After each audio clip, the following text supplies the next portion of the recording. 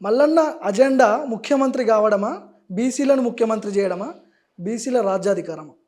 గతంలో కేసీఆర్ కూడా దళిత ముఖ్యమంత్రి అని చెప్పిండు, కానీ అది జరగలేదు. మేము దళిత ముఖ్యమంత్రి అని చెప్పడానికి లేము. బీసీ ముఖ్యమంత్రి ఖచ్చితంగా అయ్యి తీరాల్సిందే, ఇది అనివార్యత. ఇవాళ బీఆర్ఎస్ పార్టీ బీసీల గురించి మాట్లాడుతుంది, కాంగ్రెస్ పార్టీ అధ్యక్షుడు బీసీ ముఖ్యమంత్రి అవుతాడని చెప్తా ఉన్నాడు. ఆ తర్వాత బీజేపీ పార్టీ బీసీ రాజ్యం తీసుకొస్తాం, బీసీ ముఖ్యమంత్రిని చేస్తామని చెప్తా ఉంది. సిపిఐ పార్టీ కూడా బీసీ అభ్యర్థికే బీఫామ్ ఇచ్చినటువంటి పరిస్థితి. వీటన్నిటి సూచనలు ఏం కనిపిస్తూ ఉన్నాయి? ఈ రాష్ట్రంలో ఖచ్చితంగా బీసీలకు అధికారాన్ని ఇవ్వాల్సిందే అనేటువంటి విషయాన్ని పార్టీలు గుర్తించినాయి కాబట్టి బీసీ ముఖ్యమంత్రి చర్చకు వచ్చింది. గతంలో కూడా ఆర్ కృష్ణ అన్న చాలా ఉద్యమాలు చేశాడు, బీసీ రాజ్యాధికారం అన్నాడు, బీసీల కోసం కొట్లాడాడు. కానీ మల్లన్న ఇప్పుడు చేస్తున్నటువంటి ఉద్యమం అంత బలంగా అప్పుడు చేయలేకపోయింది ఆయన. ఇప్పుడు ఎవరేమన్నప్పటికీ తెలంగాణలో బీసీ లైన్ వచ్చింది, బీసీ ఉద్యమం వచ్చింది. ఆ లైన్లోనే ఎమ్మెల్సీ పదవులు, ఎమ్మెల్యే కోటాలు ఎమ్మెల్సీలు కావచ్చు, మొన్న ఇచ్చినటువంటి బీసీ అభ్యర్థులకు తీర్పు కావచ్చు, గ్రాడ్యుయేట్ ఎమ్మెల్సీ.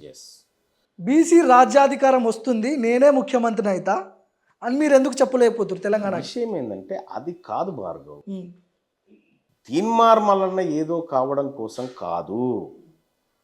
మేము బీసీలకు వాటాను పంచకాడ, వాటాను తెచ్చకాడ చేస్తున్నటువంటి పోరాటం ఇది.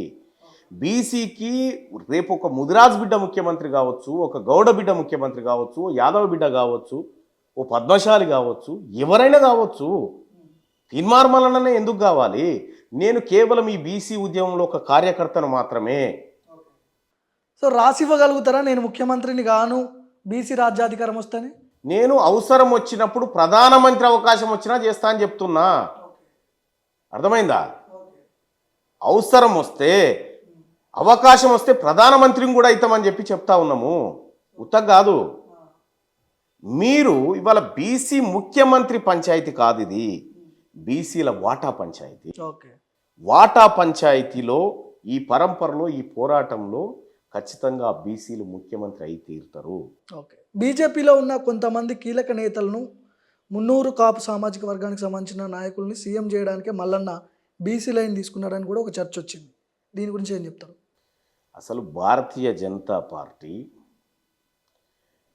ఈ ఈడబ్ల్యూఎస్ కోటా తెచ్చి బీసీల కొంప ముంచిన పార్టీ భారతీయ జనతా పార్టీ.